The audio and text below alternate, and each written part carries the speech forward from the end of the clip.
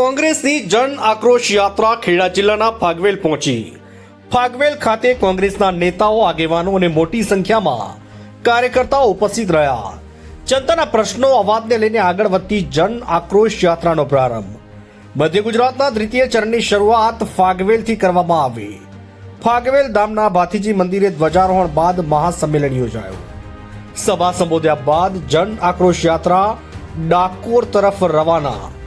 ડાકોર રણછોડરાય મંદિરે ધ્વજારોહણ બાદ પ્રજાને સંબોધન કરવામાં આવશે। યાત્રા દરમિયાન પ્રદેશ પ્રમુખ અમિત ચાવડાએ ભાજપની સરકાર પર શાબ્દિક પ્રહારો કર્યા। ખેડૂતોના દેવા માફી, ડબલ એન્જિનની સરકાર છતાં પ્રજા મુશ્કેલીમાં જેવા અનેક મુદ્દા પર શાબ્દિક પ્રહાર કર્યા। અલ્તાફ શેખ, કપડવંજ।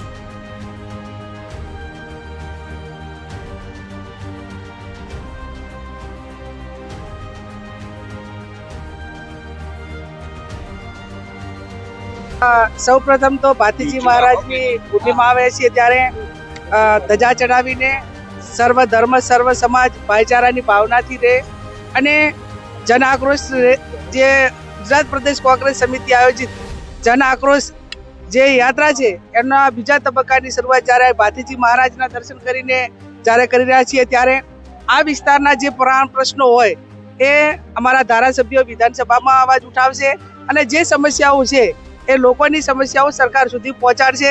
આજે ભાતીજી મહારાજના દર્શન કરીને આ સમગ્ર આ ઝોનમાં જ્યારે આ યાત્રા ફરવાની છે, જન આક્રોશ ખેડૂતોના પ્રશ્નો હોય, યુવાનો, મહિલાઓના દારૂ ડ્રગ્સના પ્રશ્નો હોય, આ અનેક પ્રશ્નો જ્યારે લોકો અમારી સમક્ષ રજૂઆત કરી રહ્યા છે ત્યારે આ પ્રશ્નો સરકાર સુધી પહોંચીને લોકોને કઈ રીતે મદદરૂપ થઈ શકે એના માટે કરીને યાત્રાનું આયોજન કરવામાં આવ્યું। જે પણ ખેડૂતો આંદોલન કરી રહ્યા હોય અને લોકોના ખેડૂતોના પ્રશ્નો હલ ન થાય તો કોંગ્રેસ પાર્ટી એને મદદ કરશે અને જ્યાં પણ અવાજ ઉઠાવવાનો હશે ઉઠાવીને ખેડૂતોનો પ્રશ્ન કઈ રીતે હલ થાય એવા અમારા પ્રયત્નો રહેશે।